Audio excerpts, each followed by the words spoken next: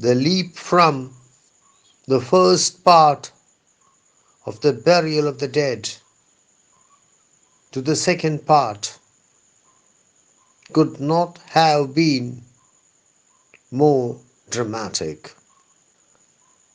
In the opening lines of the second part of the first section of the wasteland,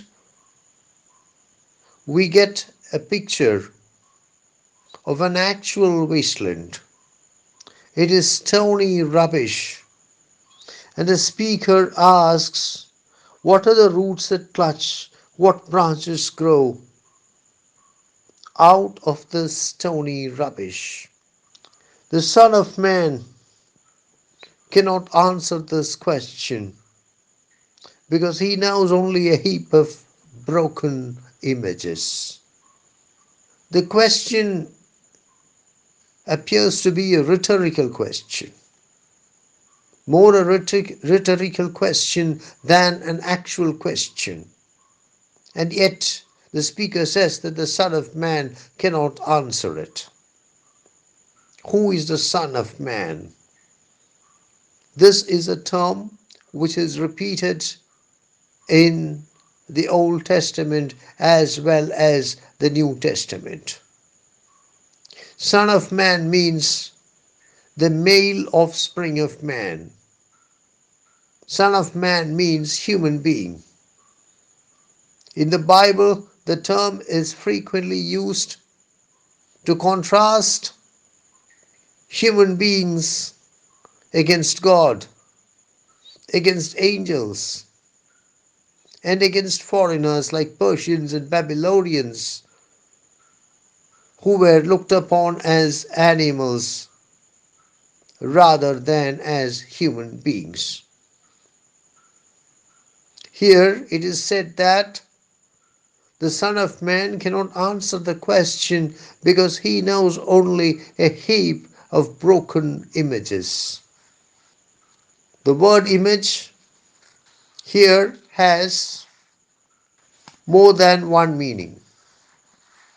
Image can mean mental picture. In that case, the Son of Man is unable to answer the question because he knows only a heap of broken images. He has no holistic vision of the nature of the wasteland. Image can also mean idol. Image can also mean icon. Image can also mean something which is worshipped. In the Bible, a categorical stand is taken on the matter of image worship. Idols have no place in either the Old Testament or the New Testament. And here it is said that the Son of Man is unable to answer the question because he knows only images, idols, icons of false gods which he worships and which is now broken. What follows is a fairly detailed description of the wasteland with its scorching sun, its dead tree which provides no shelter, its cricket which gives no relief, its stone dry and with no sound of water.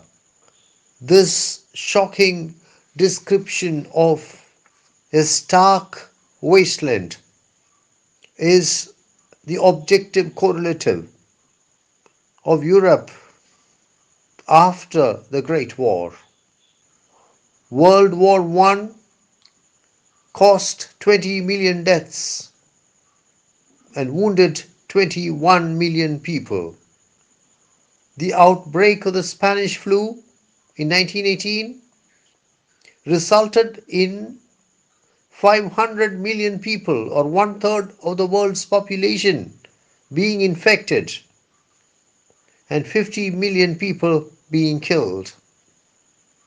The consequences of these included economic collapse, social unrest, and political turmoil. T.S. Eliot was not alone in viewing European civilization through extremely pessimistic spectacles. In his poem The Second Coming, written in 1919 and published in the Dial in 1920, W.B. Yeats fears that the second coming is about to take place and that the second coming would be not of Christ but of the rough beast.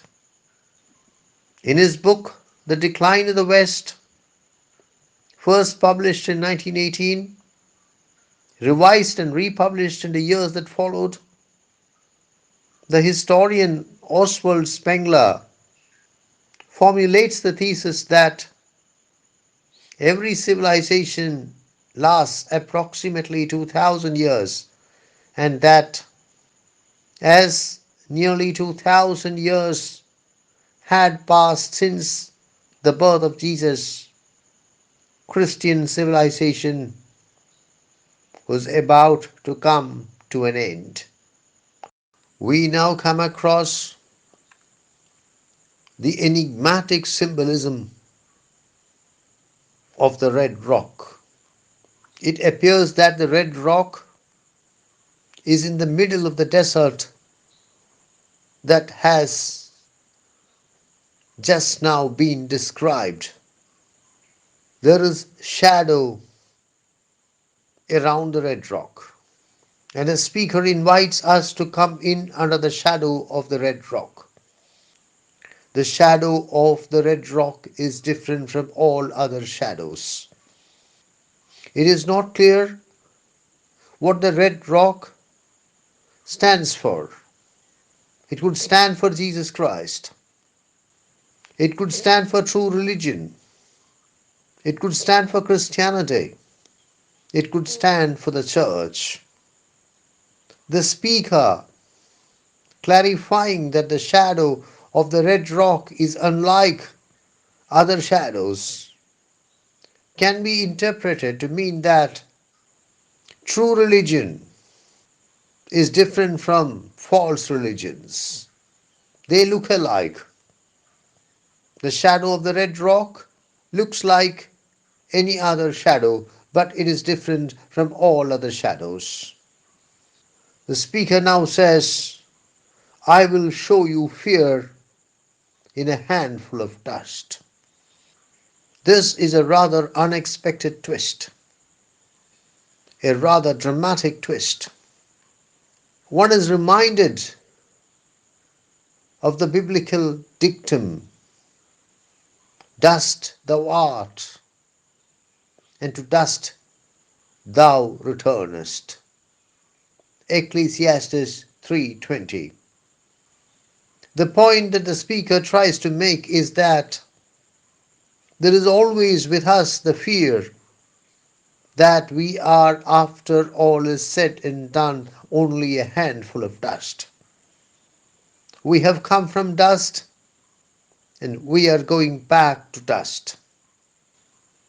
And unless we find shelter in the shadow of the red rock, there can be no salvation.